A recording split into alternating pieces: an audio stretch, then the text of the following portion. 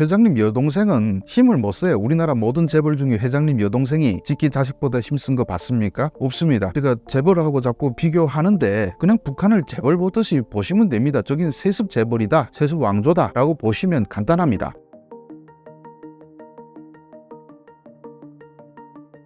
예, 안녕하세요. 동아일보 주성아 기자입니다. 유튜브에서는 주성아TV라는 제 개인 유튜브도 운영하고 있습니다. 일전에 한번 신사임당에 출연했는데 신사임당 조회수가 상당히 많이 나왔다고 다시 한번 꼭 나와달라고 그래가지고 제가 오늘 다시 나왔습니다. 오늘은 북한 군사 말고 다른 후계 세습이라든지 이런 얘기를 할 것 같은데 여러분들이 관심사가 아니더라도 꼭 진지하게 들어주셨으면 감사하겠습니다. 최근 김정은의 건강이 많이 안 좋다는 뉴스가 나오고 있는데요. 현재 김정은의 건강 상태는 어떤가요? 김정은의 건강 상태는 안 좋다는 얘기가 옛날부터 계속 나왔죠. 그런데 특별히 최근에 갑자기 악화되거나 입원했거나 그러지는 않는 것 같습니다. 오히려 이번에 그 물난리 난 지역에 가서 그 더운 여름에 고무보트도 다 타고 다니고 또 사람들 앞에서 연설도 하고 하는 거 봐서는 특별히 악화됐다라고 볼 수는 없습니다. 일단 김정은의 체형이 145kg으로 우리 정부 기관에서는 추정하고 있습니다. 직접 가서 저울로 달아볼 수 없으니까 전문가들이 앉아서 저 살 저렇게 저 비슷한 몸집일 때 어느 정도 나오는지 이 정부기관에서 다 분석을 합니다. 그래 나온 결과가 140 내지 145. 근데 이게 사실 사람의 몸무게는 아니죠. 모르겠습니다. 또 체형이 많이 나가신 분들은 분노하실 줄 모르겠지만은 이게 어쨌든 북한처럼 다 빼빼 마른 사회에서 김정은 혼자서 북한 사람의 체형이 아니죠. 예. 그래가지고 저렇게 몸무게가 나가면 반드시 건강상의 문제가 있습니다. 어떤 문제가 있냐? 김정은은 원래부터 태어날 때부터 저렇게 살찌는 체형은 아니었습니다. 그래서 2011년 김정일이가 사망하고 김정은이가 올라섰을 때 그때 우리가 추정하는 그 몸무게는 약 90kg 정도, 그리고 2009년에 김정은이가 처음 딱 등장했을 때는 한 80kg 정도 됐습니다. 그런데 김정일 사망한 이후에 그 할아버지 김정일처럼 보이려고 열심히 먹었겠죠. 뭘 먹었는지 모르겠습니다만 먹다 보니까 이렇게 살이 막 정신없이 찌는 거예요. 그래서 1년 만에 120kg, 그리고 2년 만에 140kg를 달성했습니다. 그래서 2014년쯤에 지금의 체형을 갖게 됐는데 김정은이 키가 큰 거 아니에요. 170 좌우라고 합니다. 직접 김정은 본 사람들에 따르면.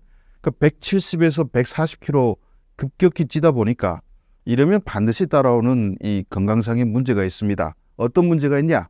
고혈압, 당뇨, 통풍 이런 것들이 세트처럼 따라올 수밖에 없습니다. 그래서 김정은이가 급격하게 살을 찌었던 2012년, 13년 사이에 당뇨병이 왔다고 하면 문제는 당뇨병은 합병증이 무섭죠. 당뇨 걸려서 10년 뒤부터 무섭습니다. 왜 그러냐? 당뇨는 이게 피가 당질이 많아서 걸쭉해집니다. 걸쭉한 피가 핏줄에 흐르다 보니까 이 핏줄 벽에 달라붙는 거예요. 그러면 핏줄이 좁아질 수밖에 없어요. 그러면 매우 더운 날이나 추운 날에 탁 터집니다. 그런데 아무리 김정은이가 돈이 많아서 이건 전 세계 최고 부자도 못하죠. 핏줄을 다 갈 수는 없지 않습니까?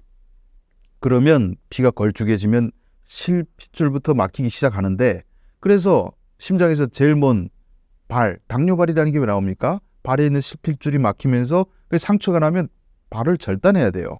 그러니까 당뇨병이 그렇게 무서운 질병인데 김정은이가 열심히 운동을 해서 날씬해지는 모습을 우리가 보지 못하고 있으니까 여전히 당뇨병은 달고 간다. 그리고 개선의 여지도 없다라고 볼 수가 있습니다. 그러면 제 계산대로 하면 2012년부터 시작됐다고 하면 2022년, 23년 바로 지금부터 슬슬 합병증이 나타날 시간이 됐고요. 또 하나는 코로나가 돌았죠. 김정은이가 코로나 2번이나 걸렸습니다. 이건 김여정이가 직접 나와서 우리 장군님이 열이 펄펄 날면서 어떻게 했는데 그럼에도 불구하고 일을 했다. 라는 것을 얘기하면서부터 우리가 알게 됐습니다. 근데 열이 났는지 모르겠는데 저도 코로나 걸려서 일을 했어요. 자가 격리해가지고 집에서. 그건 그렇게 대단한 건 아닌데 아무튼 열심히 홍보를 합니다. 김정은만 이랬겠습니까? 북한 사람들도 코로나 걸려서 다 일했을 거예요.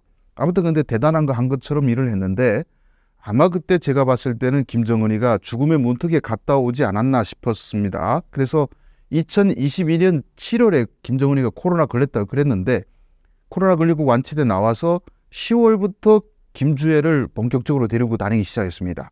이건 뭘 의미하냐? 이 집안 가정 내역이 이게 심혈관계통이 안 좋아요. 그래서 할아버지 김일성도 제일 더운 날, 이 1994년 7월에 우리가 역대 열대야 신기록을 썼던 94년 7월이었습니다. 그 기록을 오래 갈았다고 하는데 어쨌든 94년도에 그만큼 더웠는데 그 더운 날에 심장이 탁 터져 죽었죠. 아버지 김정일은 또 가장 추운 2011년 12월 그때 엄청 추웠어요. 며칠 동안. 그때 머리가 머리 혈관이 터져서 죽었습니다. 김정은도 그걸 다 봤으니까 내가 언제 이게 탁 터져서 죽을지 모르겠다. 근데 죽으면 후계자 안 남기고 죽으면 자기 일족이 멸족될 수밖에 없어요. 그래서 내가 죽으면 대타가 있어야 되겠다. 빨리 이게 후계자, 내가 언제든지 죽어도 우리 가족을 보존할 사람은 필요하다. 찾았는데 그 찾는 거는 가족밖에 없어요. 후계자는. 우리나라 재벌들도 다 자식한테 물려주지 뭐 누구한테 물려줍니까? 아마 김여정까지는 믿을지 몰라도 그 다른 사람들은 당연히 물려받으면 김정은 일족부터 다 처리하죠. 김정은부터 모범을 보였지 않습니까? 장성택부터 죽여버리는 모범을. 그러니까 자기 일족 다 죽는단 말이죠. 그러니까 자식 중에 한 명을 선택할 수밖에 없는데 그 자식이 아마 김주애가 아닌가. 그래서 데리고 다니면서 거의 지도자급 이렇게 대우를 하고 있는데 제가 봤을 때는 거의 후계 수업을 지금 받고 있는 것 같습니다. 김주애가 후계자 수업을 듣고 있다는 뉴스가 나오고 있는데요. 어떤 상황인 건가요? 김주애가 후계자 수업을 듣고 있는지 안 듣고 있는지는 모르겠습니다. 그런데 일단은 김정은이가 계속 달고 다니고 중요한 행사 때마다 달고 나타납니다. 그리고 김여정이 김정은의 누이 동생이 공식 행사에서 김주애한테 깍듯하게 안내해주는 장면도 최근에 나왔습니다. 그걸 보고 김주애가 이제는 후계자의 대접을 받고 있구나.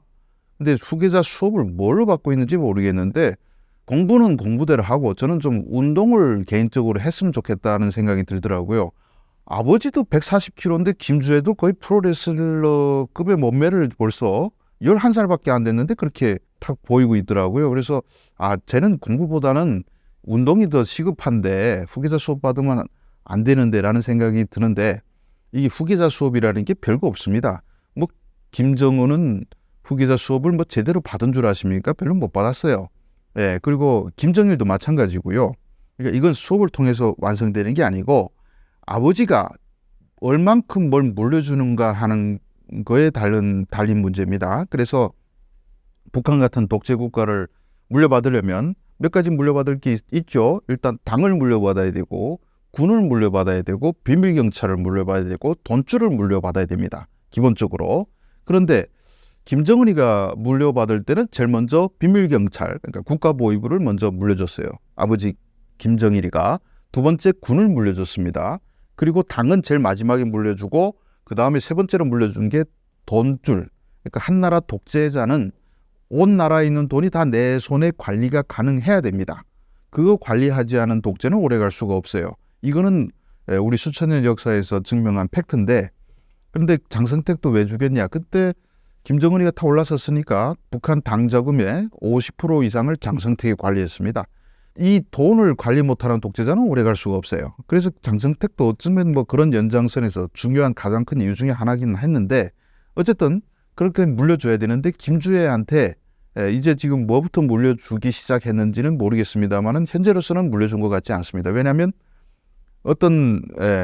우리 한국 재벌 똑같이 생각하시면 돼요. 물려주면 벌써 선대의 힘이 팍 빠지게 됩니다.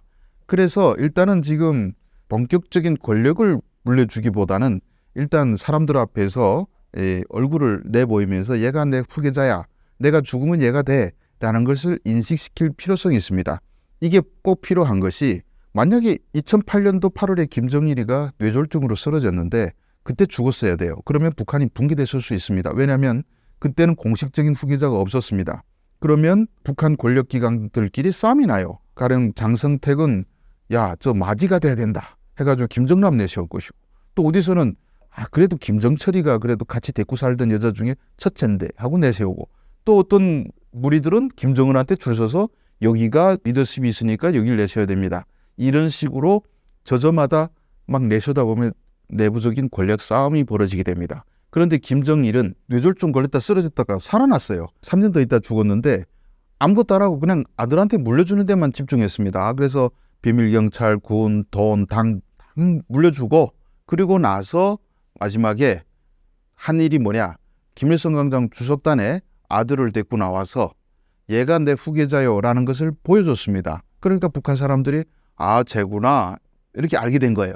북한 전 주민들한테 인식시킬 수 있는 과정이 필요한데 김정일은 이 과정을 거꾸로 밟아서 김주애를 먼저 다 각인시켜 놓고 그 다음에 나중에 권력은 물려주는 순간 자기 힘이 빠지니까 천천히 물려주겠다라는 생각을 갖고 있는 것으로 보입니다.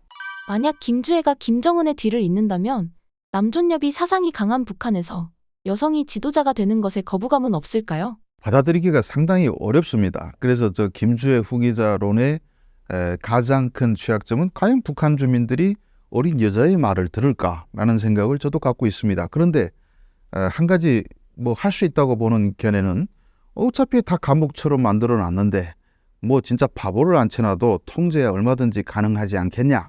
어쨌든 반항하는 놈들 다 쏴 죽이면 되는데 라는 생각. 그럼 막 곳곳에서 공개 총살하고 정치범 성소에 끌고 가고 하면 북한 사람들은 이 반항을 못하는데 이제 수십 년 동안 익숙해가지고 굳이 반항하지 않을 수 있다라는 생각이 있습니다. 그리고 또 다른 측면에서 생각하면 보통 아들을 내세울 텐데 김정은한테 아들이 있다 없다 논쟁이 많습니다. 그래서 박지원 전 국가정보원장 같은 경우도 아들이 있는 것으로 알고 있는데 김주애는 지금 대타고 결국 이제 나중에 아들이 나올 것이다 라고 보는 시각도 분명히 있습니다. 뭐 그렇게 될지 말지 모르겠습니다만은. 그런데 아들이 없다고 가정하는 경우에 김주애를 내세워서 할 수 있는 당에서, 그럼에도 불구하고 왜 딸이냐, 김정은 정도면 솔직히 뭐 북한 여성들은 다 자기 거예요. 자기 마음 먹으면 후궁 100명 1000명 만들래도 만들 수 있고 아들을 만들려고 해도 얼마든지 만들 수 있습니다. 그러면 옛날 왕조의 개념에서 후궁에서 난 아들을 세울 수는 있어요. 김정은 스스로도 첩의 자식인데 뭐 첩의 자식을 또 데려다 시킬 수는 있겠죠. 그런데 그렇게 하려면 어떤 문제가 걸리냐, 자기가 배다른 형을 죽여버리지 않았습니까? 권력을 차지하려면 권력에서는 그게 잔인한 그런 과정이 필수적입니다. 그래서 만약에 어떤 첩의 자식을 올려놨다 그러면 자기가 그랬듯이 분명히 김주애를 죽여버릴 거예요. 김주애 동생이 하나 또 있는 것을 아는데 죽여버릴 겁니다. 그러니까 자기는 그런 손에 피를 묻혔는데 자기 딸을 너무 사랑한 나머지 우리 딸은 이런 꼴 보지 말고 살았으면 좋겠다 하면 여자라는 리스크를 감안하고더라도 여성을 후계자로 만들 수는 있습니다. 그리고 끝으로 후계 세습에 관심을 갖고 있는 분들이 많은데 제가 드리고 싶은 말은 그거 지금 알아서 어쩔 건데요. 딸이 뭐 어떻고 아들이 뭐 어떻고 김정은이가 이제부터 얘가 후계자요 하면 쟤구나 하고 봐도 아무 문제가 없습니다. 그래서 그거는 뭐 주애라고 봐도 되고 어떤 놈이 딴 놈이 후계 세습 받고 있다. 그래 뭐 누가 받겠지라고 신경 끄고 있다가 어떤 인간이 나타난 다음에 쟤야 하고 꼼꼼히 따져봐도 충분한 시간적 여유가 있다. 이 말씀을 드리고 싶습니다. 북한의 여성 인권 실태는 얼마나 심각한가요? 북한의 뭐 인권 자체가 남자 여자 뭐 인권이 바닥인 건 다 아시잖아요. 그래서 뭐 북한 인권 하면 워낙 참혹한 건 사실인데 남자들의 인권은 남자들이 인권대로 유린되고, 그리고 남자들의 인권에서 제일 문제는 뭐냐면 남자들이 빨리 죽어요. 평균 수명이 가장 짧은 나라 중에 하나가 러시아였습니다. 그래서 한 60세 넘기면 죽는다 이런 말이죠. 그래서 보드카 많이 마시고 이런 얘기가 있었는데 북한도 60세 좀 넘으면 죽는 것 같아요. 워낙 남자들한테 할당되는 이 세상이 너무 참혹해요. 17살에 중학교 졸업하면 바로 군에 끌려가서 거의 요즘은 7년이라 하지만은 제대되면 또 농촌에 가서 2년 또 뭐 농사 지으며 살아야 한다고 합니다. 그 군에서 정말 막 뭐 사람 목숨값을 치고 합니까? 공사장 가서 떨어져 죽고 맞아 죽고, 그리고 또 생존하려면 그 바다 나가서 배에 빠져 죽어도 누구 슬퍼하는 사람 없고, 광산 들어가서 수시로 사고 나고 그렇게 많이 죽습니다. 그래서 남자들은 북한에 태어나면 너무 빨리 죽는 게 불쌍하고, 여성들 같은 경우에는 이거는 뭐 그 우리가 한 100년 전에 봉건 시대의 그 악습이 그대로 남아 있다라고 볼 수 있는데, 대신 남성들한테 엄격하게 또 충성을 해야 됩니다. 그래서 북한의 정치위원 중에 여성이 한 명밖에 없어요, 아직도. 그래서 거기는 남자를 우대하는 사상은 확실히 있어요. 그 빨리 죽는 남자들이 그렇게 우대라도 받아야지 참 불쌍해서 어떻게 삽니까? 그래서 제가 한국에 와 보니까 한국 여성들의 인권이, 뭐 여성들은 뭐 우리 여성 인권 아직 개선될 여지가 많다고 생각하지만은, 물론 또 북한하고 비교했다고 또 난리 나겠지만은, 북한하고 비교하면 이건 하늘과 땅 차이입니다. 그래서 저는 탈북 남성으로서 북한에서 자란 남성인데, 한국 와서 다 좋아요. 다 좋은데 여성들 만나기가 참 무섭긴 해요. 그거 하나만은 북한 여성이라면 하는 생각이 가끔 드는데, 그 정도로 북한 여성들은 남성들의 지배하에서 꼼짝 못하고 죽어 지내고 있다라고 보시면 될 것 같습니다. 김주애와 김여정의 충돌 가능성에 대한 이야기도 들리는데 충돌 가능성은 없을까요? 저는 없다고 봅니다. 왜냐하면 그 이제 회장님 딸이잖아요. 그 회장님 여동생은 힘을 못 써요. 우리나라 모든 재벌 중에 회장님 여동생이 직계 자식보다 힘쓴 거 봤습니까? 없습니다. 북한 제가 재벌하고 자꾸 비교하는데, 그냥 북한을 재벌 보듯이 보시면 됩니다. 저긴 세습 재벌이다, 세습 왕조다라고 보시면 간단합니다. 이 이치는 이게 적통이 제일 힘 세고, 김여정은 그냥 고모일 뿐이고 힘을 쓸 수가 없고, 또 위로 올라가서도 김정일의 여동생 있었죠. 그래서 김경희라고 있었는데 여동생은 큰 힘을 발휘할 수가 없습니다. 기자님이 보시기에 후계자는 자연스럽게 김주애가 될 것이라고 보시나요? 그거는 저도 모르겠어요. 왜냐하면 어느 순간 또 어떻게 바뀔지 모르니까. 어쩌면 뭐 김주애는 미끼다, 또 여성에 대한, 딸에 대한 또 거부감이 작으니까 딸 내세워서 이만큼 저 이제처럼 사람들한테 쟨가 정말 여잔가 하고 바라보다가 갑자기 선뜻 아들이 등장해서 얘가 이제부터 후계자요 해가지고, 김주애가, 김여정이가 김정은한테 얼마나 잘해줍니까? 잿더리 딱 갖다 바쳐 이런 모습 보여주잖아요. 그럼 김주애가 오빠한테 잿더리 딱 갖다 이렇게 바치는 모습을 보여주면 지금까지 받았던 김주애에 대한 뭐랄까 우상화가 그대로 오빠한테 넘어가요. 그 북한 사회에서는 그런 건 중요치 않다. 김주애하고 아들하고 바꾸는 건 얼마든지 일어날 수 있으니까 아직은 우리가 속단을 하지 말고 지켜보면 된다. 아까 제가 방금 말씀드렸지만은 후계자가 누구 되든 된 다음에 재구나 하면 됩니다.